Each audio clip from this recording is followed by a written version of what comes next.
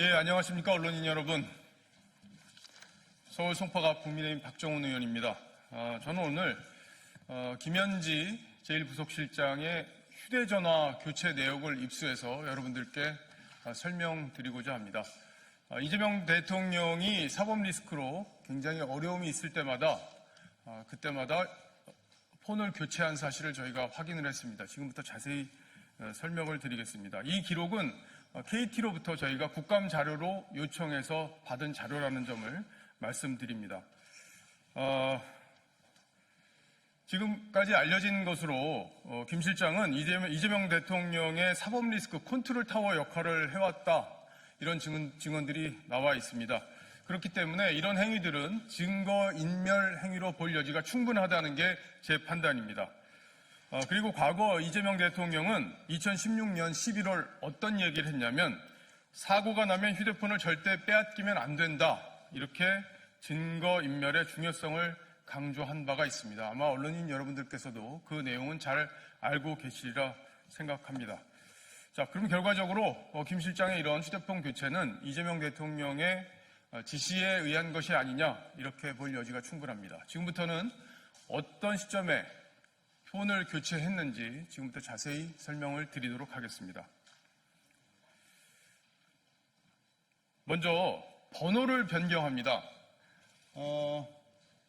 2021년 10월 19일에 아이폰 12로 쓰기 시작하는데, 이때 지금 쓰는 번호가 처음으로 변경된 시점입니다. 당시에는 대장동 수사가 시작이 됐고, 그리고 관련자가 처음 구속이 확정된 시점입니다. 그 시점에 폰을 바꾼 것입니다. 그러니까 10월 3일에 유동규 씨가 구속이 되고, 그리고 10월 19일 유동규 구속 적부심이 기각되는 이 시점에 아이폰 12로 번호를 바꾼 것으로 확인이 됐습니다.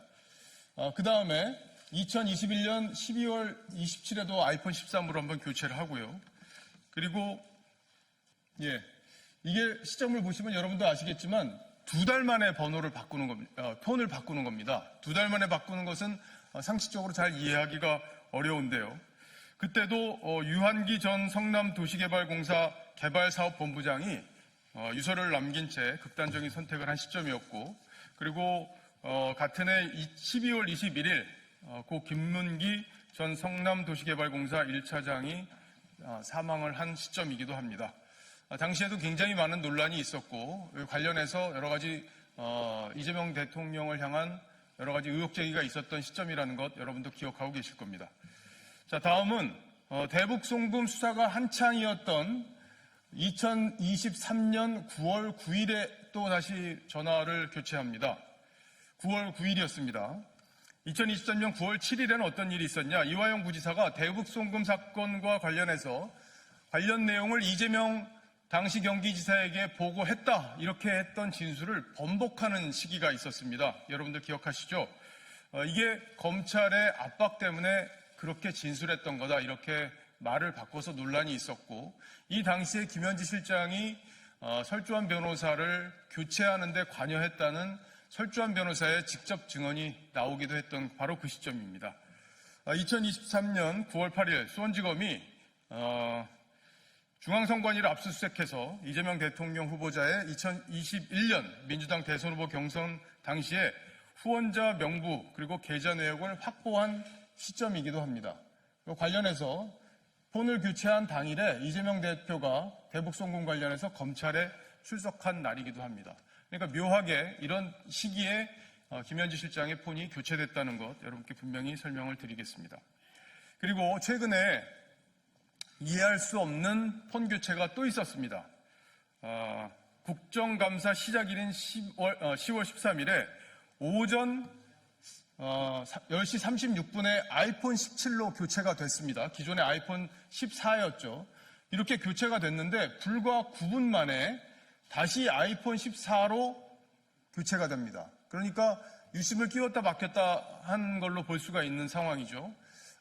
이 이유에 대해서는 저희가 명확하게 알 수는 없지만, 번호를 통상 이게 전문가들에게 물어보니까 번호를 하나를 더 만들어서 쓰기 위해서 아이폰 17을 만들었고 거기에 유심칩을 뺐다 끼웠다 하는 과정에서 이런 일이 생긴 것 아닌가 하는 해석을 할 수 있는 부분입니다.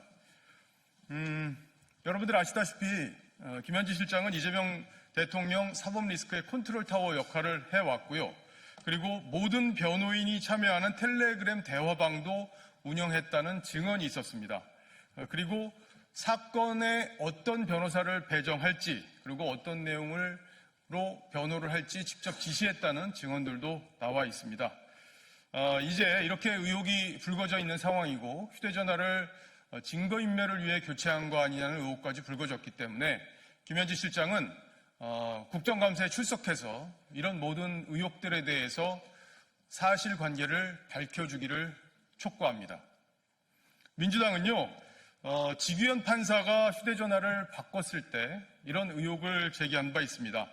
비리 의혹을 덮기 위해 수시로 휴대전화를 교체하는 정황이 드러났다.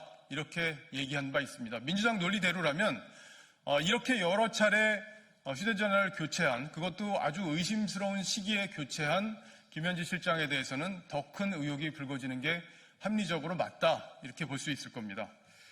참고로 이 자료는 저희가 국감 자료를 통해서 KT의 요구에서 받았다고 모두에 설명을 드렸는데요. 원래는 과방위 전체의 의결을 통해서 자료 요청을 해야 되는데 최민희 위원장이 행정실에 기존의 관례대로 의원들의 요구가 있으면 자료를 요청할 수 있도록 지침을 내린 덕분에 이 자료를 확보할 수 있었다는 점도 마지막으로 설명드립니다. 이상입니다.